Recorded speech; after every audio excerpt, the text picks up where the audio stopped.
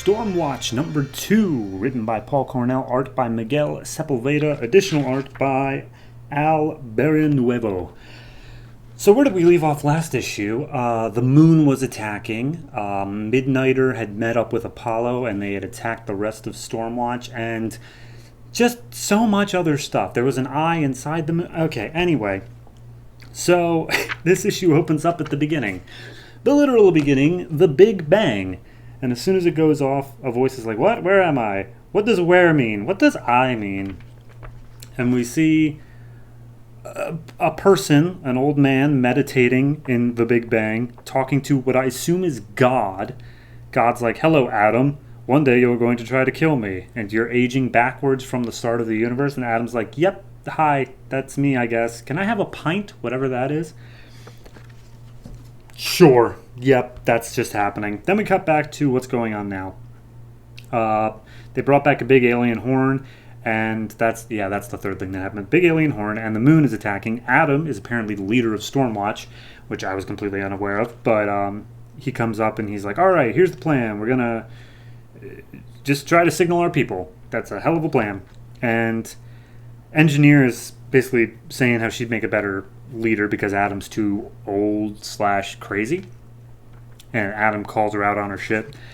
And then the moon thing just kind of fixes itself. Like, he's like, oh, okay, everything's fine now, I guess. So, okay, that happened. We cut back to Midnighter and Apollo. They're talking, trying to figure out, like, oh, I understand why you haven't come out to the rest of the world yet. As a superhero, I mean, wink, wink, nudge, nudge. And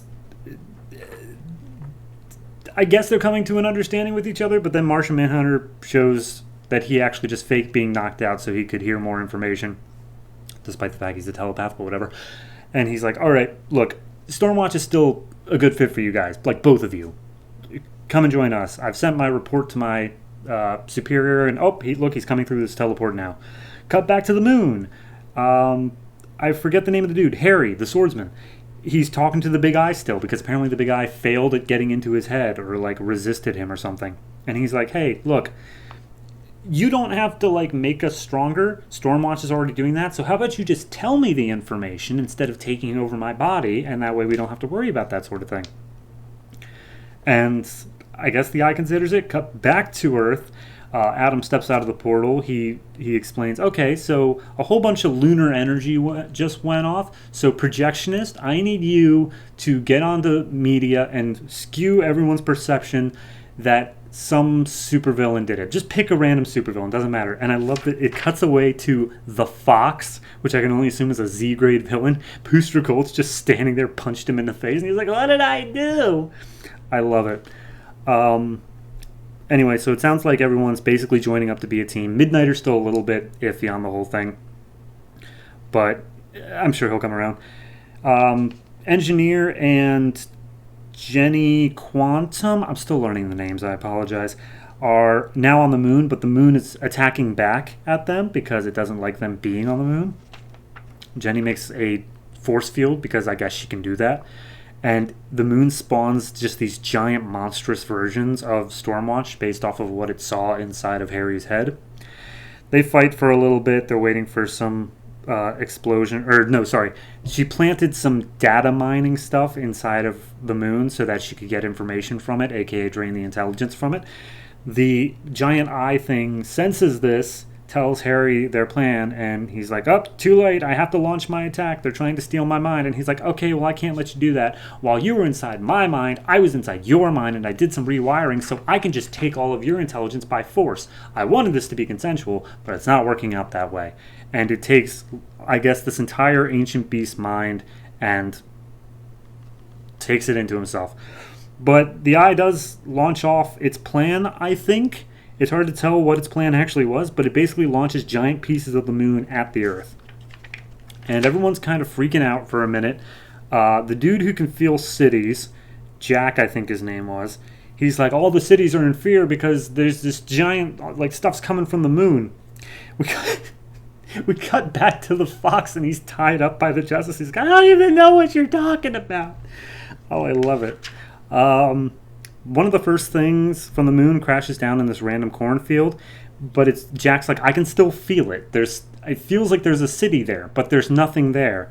But then it explodes into this giant alien beast that like eats this farmer alive, and then it's a very nice 2-page spread of it's the end of the world, and it just shows this giant amoeba-looking thing just destroying everything. And that's where we leave off. By the way, it's the Tenk farm it lands on, not the Kent farm. I don't know why they felt the need to do that, but whatever.